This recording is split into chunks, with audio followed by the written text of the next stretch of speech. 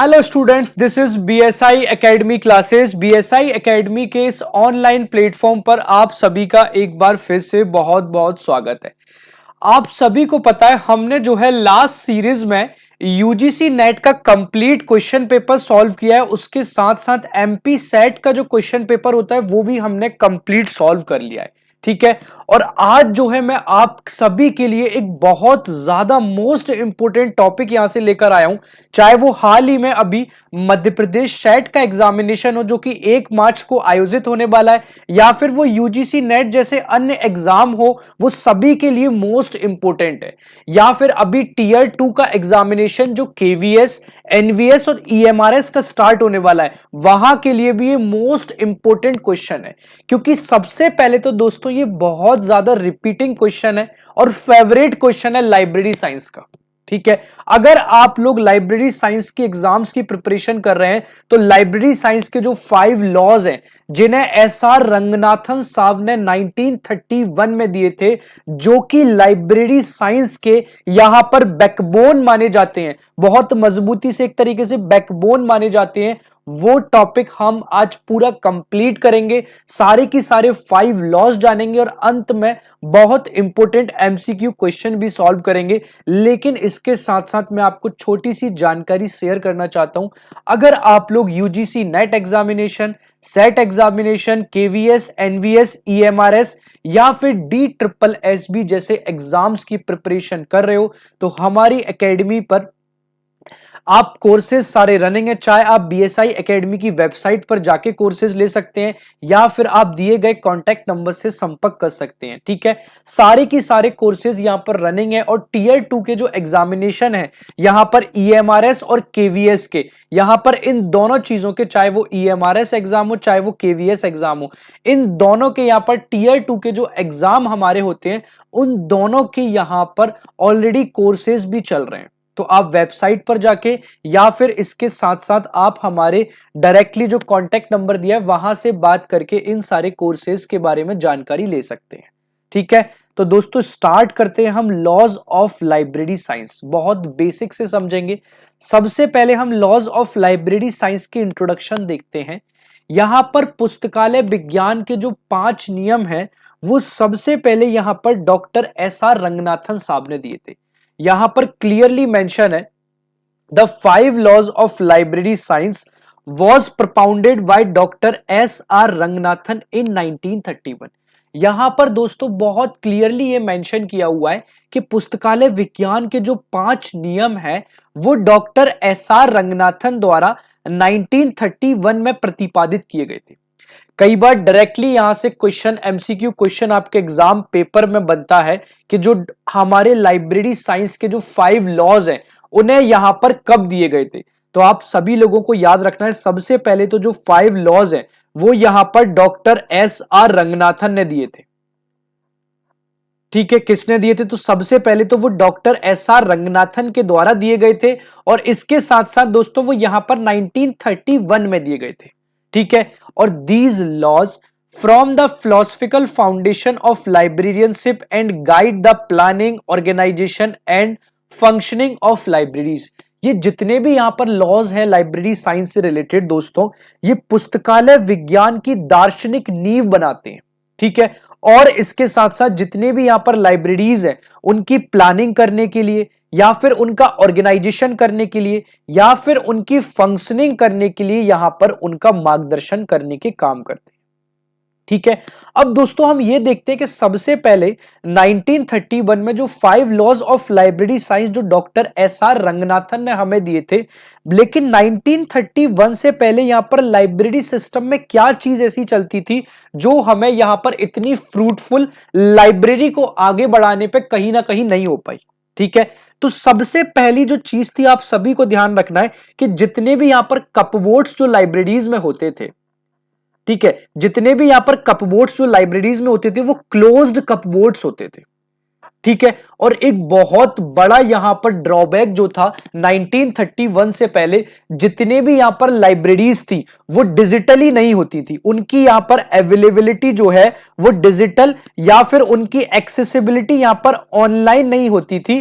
तो सबसे ज्यादा यहां पर ड्रॉबैक ये था कि उनका वहां पर लाइब्रेरीज था, सभी लोगों का यहां पर पहुंच पाना ना एक तरीके से लिमिटेड एक्सेस होता था। ठीक है। आज के टाइम पर आप सभी को पता है यहां पर फोन में हम एक कीबोर्ड टच करेंगे और आपका लाइब्रेरीज में जितने भी यहां पर बुक्स हैं उन लाइब्रेरीज को आप ई बुक्स के तौर पर एक्सेस कर सकते हो। ठीक है। और थर्ड जो यहां पर देखने को पॉइंट मिलता है, यहां पर लाइब्रेरियन सेंट्रिक सिस्टम था। ठीक है। यहां पर दोस्तों जो सिस्टम था ना वो एक प्रकार का लाइब्रेरियन सेंट्रिक सिस्टम था। क्लियर। और फोर्थ पॉइंट अगर हमें देखने को मिलता है तो वो ये था कि यहां पर जितने भी यूजर कन्वीनियंस जो होता है, ठीक है, उस यूजर कन्वीनियंस पर किसी का भी यूजर कन्वीनियंस पर किसी का ध्यान नहीं जाता था। ठीक है। तो 1931 से यहां पर किताबों की ये यहां पर मेनली यहां पर प्रॉब्लम था। ठीक है। और डॉक्टर एस आर रंगनाथन ने जब यहां पर लाइब्रेरी सिस्टम का रिव्यू करना स्टार्ट किया तो उन्होंने ये पाया कि जितने भी यहां पर बुक्स हैं, ठीक है, जितने भी जो बुक्स का कलेक्शन है वो एक प्रकार का स्टोर हाउस नहीं है। जब आप घरों में होते हो तो घरों में एक काल को या कमरा ऐसा होता है जहां पर आप सिर्फ ऐसा सामान रख देते हो जिसका यूज आपका कम होता है, तो वो एक प्रकार का स्टोर हाउस नहीं है। ठीक है। उसे यहां पर यूजर की इंफॉर्मेशन नीड्स जो है, ठीक है, इंफॉर्मेशन नीड या फिर ऐसी इंफॉर्मेशन देना है जो यूजर के लिए यहां पर हेल्पफुल होने वाली है। क्लियर। तो यहां पर डॉक्टर एस आर रंगनाथन ने ये बड़ा स्टेटमेंट यहां पर ये लाइब्रेरीज लॉस देने से पहले यहां पर दिया था। ठीक है। जब डॉक्टर एस आर रंगनाथन ने एक चीज और ध्यान रखना आप सभी लोग, जब यहां पर डॉक्टर एस आर रंगनाथन जो थे उन्होंने जब यहां पर दोस्तों 5 लॉज दिए थे तो सबसे पहले उनका 5 लॉज का जो विजन था वो सबसे पहले यहां पर 5 लॉज का विजन उनकी फिलॉसफी थी। ठीक है। उस फिलॉसफी के साथ साथ यहां पर उनके प्रिंसिपल्स भी छुपे हुए थे। ठीक है। और उस प्रिंसिपल्स के साथ साथ यहां पर उनकी गाइडलाइंस जो है वो गाइडलाइंस आज भी लाइब्रेरी सिस्टम में यहां पर इंप्लीमेंट होती है। और उन्होंने जो 5 लॉज दिए थे उनका जो मेन ऑब्जेक्टिव था वो मेन ऑब्जेक्टिव यहां पर यह था कि जितने भी यहां पर लाइब्रेरीज हैं, ठीक है, जितने भी यहां पर लाइब्रेरीज जो है उन लाइब्रेरीज को यूजर ओरिएंटेड बनाने के लिए, ठीक है, क्योंकि आप एक बात समझो, आप यहां पर लाइब्रेरीज में गए, ठीक है, और आपको वो बुक्स की यहां पर कैटलॉगिंग के हेल्प से आपको बाहर नॉलेज है ही नहीं कि वो बुक्स यहां पर अपडेट है या नहीं है। आज के टाइम पे आप सभी को पता है कि सिस्टम में एक पूरा सिस्टम ऐसा लाइब्रेरी सिस्टम के अंतर्गत काम करता है कि आपको एक टच से उस बुक की पूरी एक्सेस इंफॉर्मेशन मिल जाएगी। तो उनका जो मेन मोटो था वो यही था कि यूजर के ओरिएंटेशन बनाने के लिए, यानी कि यूजर ओरिएंटेड बनाने के लिए उन्होंने यहां पर काम किया था। ठीक है। दूसरा यहां पर पॉइंट था दोस्तों कि जो लाइब्रेरीज के अंतर्गत यहां पर सर्विसेज दी जाती थी, ठीक है, जितने भी यहां पर लाइब्रेरीज जो है उन लाइब्रेरीज के अंतर्गत यहां पर जो सर्विसेज दी जाती थी उन सर्विसेज को इंप्रूव करना भी उनका यहां पर मेन मोटो था। ठीक है। और नंबर थर्ड था यहां पर उन लाइब्रेरीज का दोस्तों यहां पर फ्यूचर ग्रोथ के लिए काम किया जा सके। ठीक है। क्लियर है। तो ये आपको पूरा बैकग्राउंड समझ आ गया होगा कि क्या बैकग्राउंड रहा डॉक्टर एस आर रंगनाथन ने जब लॉज दिए तो उन्होंने यहां पर उनका माइंडसेट उस टाइम पे क्या था, लाइब्रेरीज के लिए वो क्या इंप्लीमेंटेशन करना चाहते थे, लाइब्रेरीज को वो फ्यूचर में किस तरीके से देखना चाहते थे, ये सारी चीजें इंट्रोडक्शन में आपकी पूरी कंप्लीट हो गई होंगी। अगर यहां पर कोई भी प्रकार का क्वेश्चन आप बनेगा तो आप डेफिनेटली उस क्वेश्चन को यहां पर बहुत अच्छे से सॉल्व कर सकते हो। क्लियर है। एनी डाउट यहां तक कोई को किसी को? सॉरी, आगे चलें। ठीक है। चलो, अब यहां पर नेक्स्ट हमें देखने को मिलता है the laws are universal in nature and are equally applicable to. ये जितने भी यहां पर दोस्तों ये जो नियम है, ठीक है, ये सबसे पहले तो यूनिवर्सल नेचर के हैं। ये जो लॉज है ना ये आप सभी के यहां पर सार्वभौमिक प्रकृति के हैं और इसके साथ साथ निम्नलिखित पर ये समान रूप से लागू होते हैं। ठीक है। चाहे आपकी यहां पर डिजिटल लाइब्रेरीज हो या फिर इंफॉर्मेशन सेंटर्स हो या फिर इसके साथ साथ नॉलेज मैनेजमेंट सिस्टम हो या फिर इसके साथ साथ ऑनलाइन इंफॉर्मेशन सर्विसेज हो, ये सारी चीजों पर यहां पर एक साथ लागू होते हैं।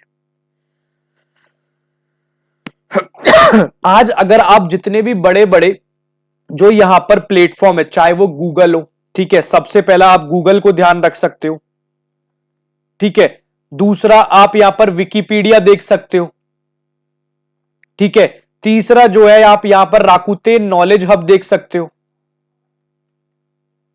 ठीक है। तो ये दोस्तों जितने भी यहां पर प्लेटफॉर्म जो है ना, ये सारे की सारे जो प्लेटफॉर्म ये इसी प्रिंसिपल पर काम करते हैं कि सबसे पहले तो वो डिजिटली उनका एक्सेस हो और दूसरा यहां पर जो यूजर है उस यूजर का यहां पर सेटिस्फेक्शन आपको मिल सके, ठीक है। और दूसरा एक और मेन प्रिंसिपल पर ये काम करते हैं, फास्ट रिट्राइवल पर ये काम करते हैं, क्लियर। और इसके साथ साथ ये जितने भी हमारी इंफॉर्मेशन होती है, जो भी हमारी इंफॉर्मेशन है दोस्तों, उस इंफॉर्मेशन को यहां पर इजीली एक्सेसिबल बनाने का काम करते हैं। तो सारे पॉइंट्स आपको बहुत अच्छे से समझ आ गए होंगे, ठीक है। और इसी बात से यहां पर लाइब्रेरी साइंस के जो प्यारे विद्यार्थी आप सभी लोग हैं, वहां पर एक कोट चलता है 5 लॉज से, वो कोट बहुत इंपॉर्टेंट है और वो कोट ये है कि 5 laws are timeless and universal. वो क्या कोट है कि जो हमारे 5 लॉज हैं, सबसे पहले तो वो यहां पर टाइमलेस है एंड यूनिवर्सल भी है। इसके साथ साथ जो हमारे 5 लॉज हैं वो पहले तो टाइमलेस है और इसके साथ साथ जो 5 लॉज है वो यूनिवर्सल भी है। क्लियर है? यहां तक किसी को कोई भी डाउट, एनी डाउट? आगे चलें।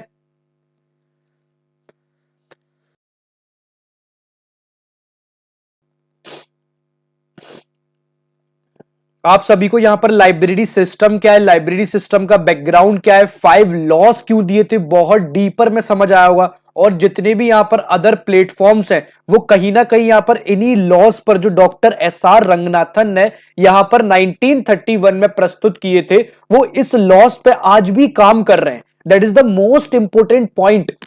तो उनका उस टाइम पे 1931 में कितना बड़ा विजन होगा कि वो फ्यूचर ग्रोथ, फ्यूचर एक्सेस को लाइब्रेरी सिस्टम के अंदर उस टाइम पर ही देख चुके थे। ठीक है, चलें आगे। चलो अब हम और आगे चलते हैं। अब हम सीधे हमारे फर्स्ट लॉ पे आते हैं कि हमारा पहला लॉ क्या कहता है। ठीक है, तो फर्स्ट लॉ हमारा कहता है कि books are meant to be used, not preserved merely as museum objects. कितनी अच्छी बात कही है, कितनी अच्छी बात यहां पर की गई है कि पुस्तकों का उपयोग किया जाना चाहिए, ना कि केवल संग्रहालय की वस्तुओं के रूप में उन्हें संरक्षित रखनी चाहिए। ठीक है, इस लॉ का मतलब सिर्फ किताब पढ़ना नहीं है, इसका बहुत डीप मीनिंग है। Books should not B locked, books should not B restricted, books should be accessible and usable. Can you understand everyone? पहले एक्चुअली होता क्या था कि ना, लाइफ बुक्स में अलमारियां बंद रहती थी, परमिशन के बिना उन्हें टच नहीं किया जा सकता था, टाइमिंग उनकी लिमिटेड थी। बट फर्स्ट लॉ से हमें यह देखने को मिला, रंगनाथन ने इन सारी चीजों को, रंगनाथन ने रॉन्ग प्रैक्टिस का, और रंगनाथन ने सबसे पहले तो इसका इंप्लीकेशन क्या हुआ इस लॉ को, फर्स्ट लॉ को इंप्लीमेंट करने के बाद, कि ओपन एक्सेस सिस्टम, यहां पर खुली पहुंच प्रणाली हमें मिली। इससे यूजर खुद सेल्फ से बुक ले सकते थे, फियर दूसरा खत्म हो गया और बुक्स के प्रति जो यूजेज था वो यूजेज यहां पर बढ़ गया। ठीक है, दूसरा यहां पर अगर आपको पॉइंट देखने को मिलेगा, वो मिलेगा कन्वीनियंट लाइब्रेरी आवर्स, यानी कि लिमिटेड यूजर के टाइम के हिसाब से यहां पर वो टाइम घट गया। ठीक है, अब रिसर्चर्स ने यहां पर एक्सटेंडेड कर लिए अपने आवर्स को। ठीक है, नेक्स्ट पॉइंट पे चलते हैं, प्रॉपर लाइटिंग एंड सीटिंग, यानी कि उचित प्रकाश व्यवस्था और बैठने की व्यवस्था।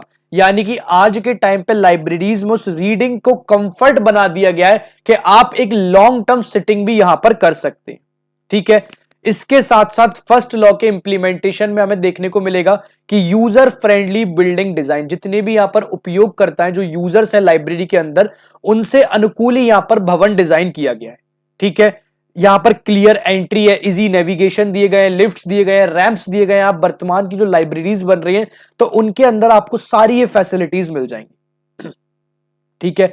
और मोस्ट इंपोर्टेंट पॉइंट के availability of e resources and remote access, यानी कि ई संसाधनों की उपलब्धता और दूरस्थ पहुंच। यहां पर जितने भी ई बुक्स हैं, ठीक है, जितने भी ई बुक्स हैं, इसके साथ साथ जितने भी यहां पर ऑनलाइन जर्नल्स हैं, या फिर इनके अलावा ध्यान देना आप जितने भी यहां पर ऑफ कैंपस एक्सेस हैं, इन सारी चीजों से एक्सेसिबिलिटी यहां पर बन चुकी है। क्लियर। तो इसका फोकस यहां पर क्या मिला हमें फर्स्ट लॉ को इंप्लीमेंटेशन करने के बाद, कि इंफॉर्मेशन जितने भी हमारी रिसोर्सेज है should be easily accessible any time and anywhere, यानी कि सूचना संसाधन जो है वो किसी भी समय और कहीं भी आसानी से उपलब्ध यहां पर वर्तमान में हो चुका है। ठीक है। चलें नेक्स्ट पॉइंट पे, हम हमारा दूसरा नियम है, दूसरा नियम समझ लेते हैं। सेकंड लॉ हमारा every reader his and her book, यानी कि every reader has unique information needs and the library must satisfy all category of users, यानी कि हर पाठक की सूचना संबंधी जरूरतें अलग अलग होती हैं और पुस्तकालय को उपयोगकर्ता की सभी श्रेणियों को संतुष्ट यहां पर करना चाहिए। अब इसमें यहां पर क्या शामिल होता है बताओ। सबसे पहले इसमें शामिल है दोस्तों चिल्ड्रन, रिसर्चर्स, सीनियर सिटीजन्स। ठीक है, जितने भी यहां पर बच्चे जो है, शोधकर्ता जो है, वरिष्ठ नागरिक है। दूसरे दोस्तों यहां पर डिफरेंटली एबल यूजर्स, जैसे वो दिव्यांग जो उपयोग करता है वो भी इसमें शामिल हो सकते हैं।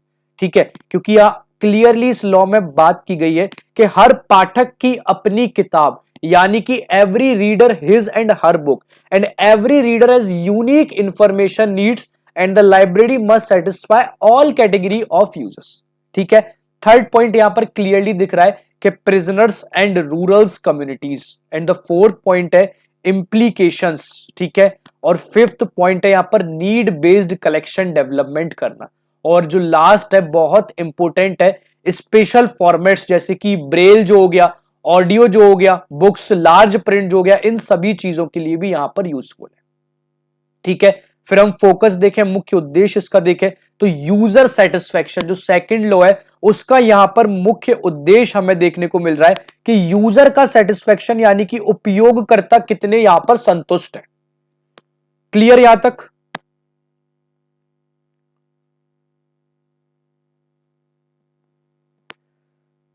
ठीक है, चले नेक्स्ट हम समझे। नेक्स्ट हम समझते हैं यहां पर थर्ड लॉ। थर्ड लॉ कहता है दोस्तों एवरी बुक इट्स रीडर, यानी कि हर किताब का अपना पाठक है।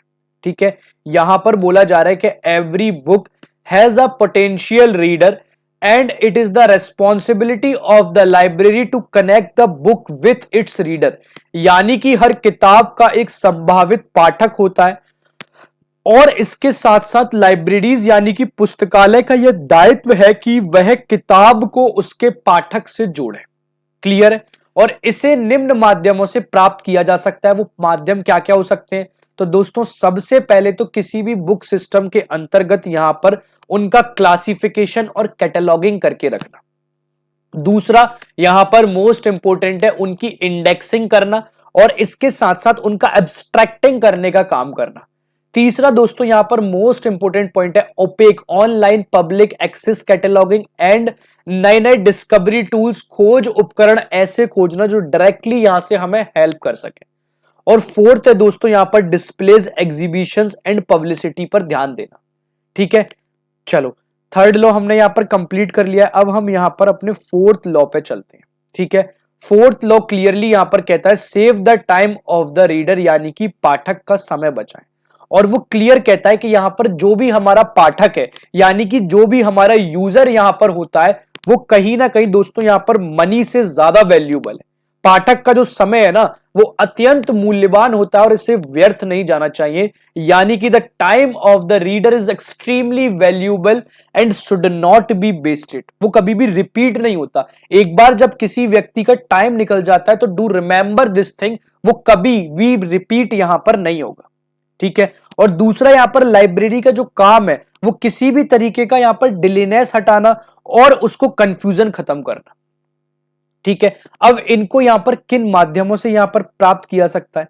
सबसे पहला तो दोस्तों efficient reference and information service, यानी कि जितने भी लाइब्रेरियन जो है, जो आप लोग यहां पर लाइब्रेरियन बन के जाओगे, वो प्रॉपर एक गाइडेंस देते हैं कि यहां पर कैटलॉगिंग वगैरह किस प्रकार से होनी चाहिए। दूसरा यहां पर हम बात करें तो प्रॉपर सेल्विंग एंड सिग्नेज, यानी कि क्लियर डायरेक्शन बोर्ड्स आपको यहां पर मिल जाती है। ठीक है, थर्ड अगर हम यहां पर बात करें तो OPAC federated search AI tools, यानी कि यहां पर हमें फास्ट सर्चिंग में हेल्प होती है। और फोर्थ दोस्तों हम यहां पर बात करें user education and information literary programmes, यानी कि जितने भी यहां पर लाइब्रेरीज है उनका ओरिएंटेशन इस प्रकार से होता है कि वो इंफॉर्मेशन को लिटरेट यानी कि सूचना साक्षरता कार्यक्रम यहां पर चला सके। क्लियर है? चलो अब हम अंतिम और पांचवा नियम समझते हैं कि फिफ्थ लॉ जो है वो library is a growing organism से संबंधित है, यानी कि लाइब्रेरी एक प्रकार का स्टैटिक सिस्टम नहीं है। A library is not static, it continuously grows and evolves, यानी कि एक प्रकार का अलाइव सिस्टम है, ये हमेशा जीवित रहता है, ये उस प्रकार का यहां पर सिस्टम है। और जितना भी यहां पर टाइम के साथ साथ जैसे भी यहां पर नीड्स बदलती हैं, टेक्नोलॉजी बदलती है, तो जो लाइब्रेरी का ग्रोइंग ऑर्गेनिज्म जो फिफ्थ लॉ है वो सारी की सारी चीजें अपनी उसी के अकॉर्डिंग यहां पर अपडेशन करने का अपने अंदर यहां पर काम करता है।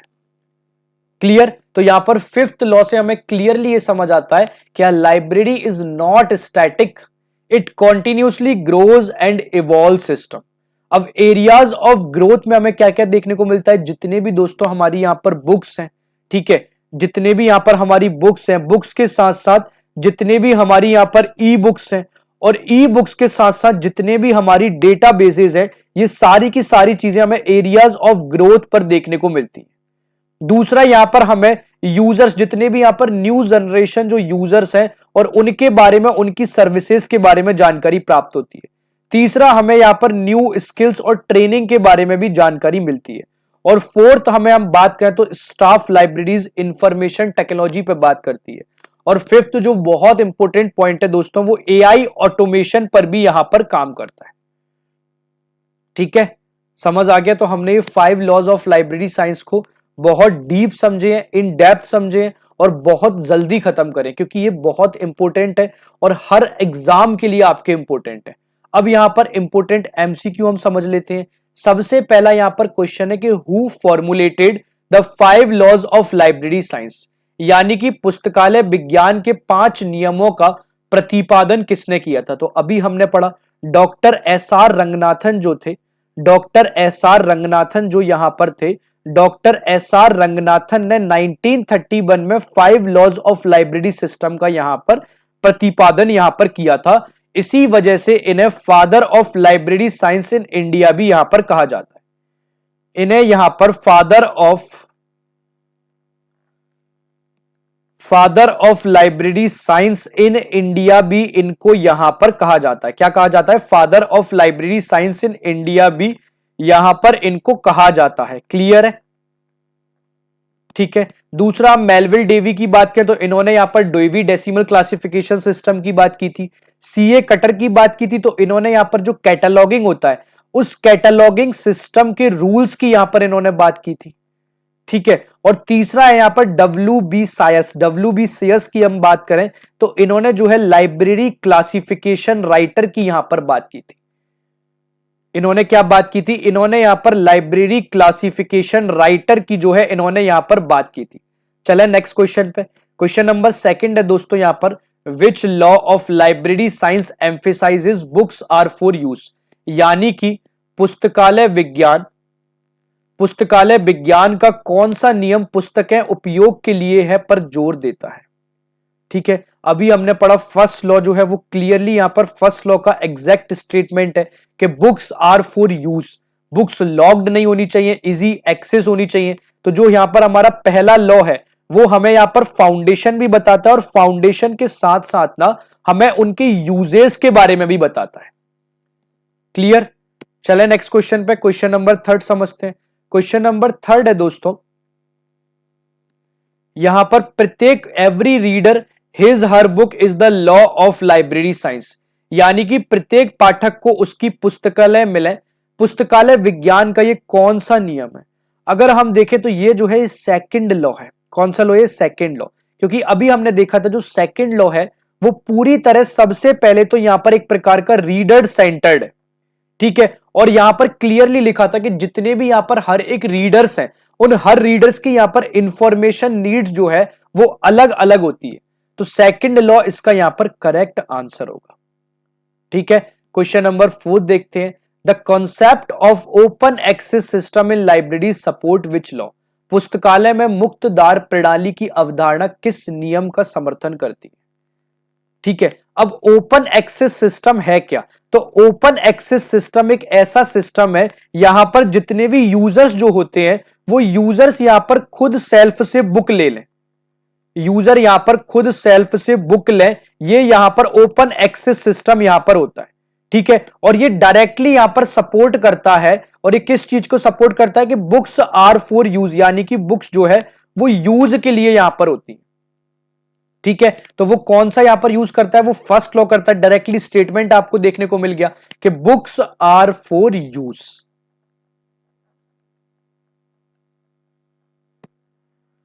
क्लियर है? चले नेक्स्ट क्वेश्चन पे। चलो नेक्स्ट क्वेश्चन पे चलते हैं। Which law focuses on the growth and future development of a library? यहां पर पूछा जा रहा है कि कौन सा नियम पुस्तकालय के विकास और भविष्य के विस्तार पर ध्यान केंद्रित करता है, ठीक है। तो अभी हमने क्लियरली देखा था कि भविष्य के विस्तार पर ध्यान केंद्रित करने का जो काम है वो हमारे 5th लॉ पे है। और वो क्लियरली कहता है कि library is a growing organism, ठीक है। यहां पर क्लियरली उस लॉ से समझ आता है कि लाइब्रेरी जो एक प्रकार का ग्रोइंग ऑर्गेनिज्म है वो यहां पर फ्यूचर को, इसके साथ साथ यहां पर उसके एक्सपांसन को, और एक्सपांसन के साथ साथ उसकी टेक्नोलॉजी को, इन सब चीजों को यहां पर कवर करने का काम करता है। तो 5th लॉ जो है वो हमारे फ्यूचर डेवलपमेंट लाइब्रेरी पर ध्यान देता है। और ध्यान देना ये एक प्रकार का ना मोस्ट डायनेमिक लॉ भी कहा जाता है। यह एक प्रकार का यहां पर मोस्ट डायनेमिक लॉ भी इसको कहा जाता है। किसको? यहां पर 5th लॉ को, ठीक है। क्वेश्चन नंबर 6 यहां पर हम डिस्कस करें। क्वेश्चन नंबर 6 में क्या है? Save the time of the reader is which law of library science? पाठक का समय बचाए पुस्तकालय विज्ञान का ये कौन सा नियम है, ठीक है। 4th लॉ हमने समझा था कि 4th लॉ जो यहां पर होता है उस 4th लॉ का यहां पर मेन फोकस है दोस्तों कि रीडर का टाइम वेस्ट ना हो। जैसे कि यहां पर ओपैक हो गया, दूसरा यहां पर सिग्नेज हो गया, या फिर यहां पर एआई टूल्स हो गए। ये सारी की सारी चीजें यहां पर 4th लॉ से संबंधित है। और इस 4th लॉ का क्लियरली यहां पर मेन फोकस है कि जो रीडर है उसका यहां पर टाइम यहां पर बचना चाहिए। क्लियर? चलो क्वेश्चन नंबर 7 देखते हैं कि library is a growing organism refers to which type of growth? पुस्तकालय एक वर्धनशील संस्था है, यह किस प्रकार की वृद्धि की ओर यहां पर संकेत करता है? बताओ आप सभी लोग, ठीक है। ये जो है सबसे फर्स्ट यहां पर है क्वेश्चन का ऑप्शन ओनली चाइल्ड ग्रोथ, ये केवल बाल विकास के लिए। दूसरा है यहां पर ओनली एडल्ट ग्रोथ, केवल युवा विकास के लिए, ठीक है। ऑप्शन नंबर 3 हमें अगर देखें, एक सेकेंड, स्क्रीन शायद कुछ ब्लिंक कर रही है। अभी क्लियर दिख रहा है आप लोगों को? हाँ, ऑप्शन नंबर 3 अगर हम देखें तो बाल और युवा दोनों प्रकार का विकास, यानी कि both child and adult growth. और ऑप्शन नंबर डी है यहां पर नो ग्रोथ। तो यहां पर हम सबको पता है यहां पर लाइब्रेरी का जो ग्रोइंग ऑर्गेनिज्म है वो सबसे पहले तो यहां पर जितने भी यहां पर दोस्तों न्यू बुक्स हैं, ठीक है, उन न्यू बुक्स को जोड़ने का यहां पर काम करती है। जो न्यू बुक्स को जोड़ने का यहां पर जो काम करती है, उस न्यू बुक्स को जोड़ने के काम करते को हम यहां पर बोलते हैं दोस्तों चाइल्ड ग्रोथ। क्या बोलते हैं? Child growth. और दूसरा यहां पर मेन एक और आपको पॉइंट आपको दिखेगा वो मिलेगा, सर्विसेज इंप्रूव करने का भी यहां पर काम करती है। जो यहां पर सर्विसेज हैं उनको इंप्रूव करने का भी यहां पर काम करती हैं, जिन्हें हम यहां पर एडल्ट ग्रोथ के नाम से जानते हैं। यानी कि एक प्रकार का continuous plus all round growth की तरह यहां पर काम करता है। क्लियर? क्वेश्चन नंबर 8 हम डिस्कस करेंगे। क्वेश्चन नंबर 8 है providing reference service to help a reader find the right book is an obligation of which law? पाठक को सही पुस्तक खोजने में मदद करने के लिए संदर्भ सेवा प्रदान करना यहां पर किस नियम का दायित्व है? तो दोस्तों रेफरेंस सर्विस का जो मेन एम है वो यहाँ पर फोर्थ लॉ है, इसलिए ये डायरेक्टली यहाँ पर फोर्थ लॉ से जुड़ने का काम करता है। ठीक है, तो आज की क्लास को दोस्तों हम यहीं वाइंड अप करेंगे। ठीक है, अगर आप लोग भी UGC NET SET KVS NVS EMRS D triple SB की तैयारी कर रहे हैं तो आपके लिए बहुत मोस्ट इंपोर्टेंट कंटेंट यहाँ पर डिलीवर किया जाएगा, और जो कि आपके लिए सबसे पहले तो ना यहाँ पर बहुत ज्यादा एक तो यूजफुल होने वाला है। ये कंटेंट आपके लिए बहुत बेस्ट रहेगा, बहुत अच्छा रहेगा फ्यूचर के लिए। आप किसी भी एग्जाम की तैयारी करो, ये कंटेंट बहुत अपडेशन कंटेंट के साथ हम वर्क करते हैं। ठीक है, तो आप डेफिनेटली हमारी वेबसाइट से जुड़ सकते हैं, कोर्सेज में एनरोल कर सकते हैं, और कोई भी आपके साथ अगर क्वेरी होती है तो आप हमारे दिए गए नंबर पर कांटेक्ट जरूर कर सकते हैं। चलो बाय बाय क्लास, तब तक के लिए थैंक यू, टेक केयर। बहुत जल्द नई क्लास में हम एक नए टॉपिक के साथ आप सभी से मुलाकात करेंगे।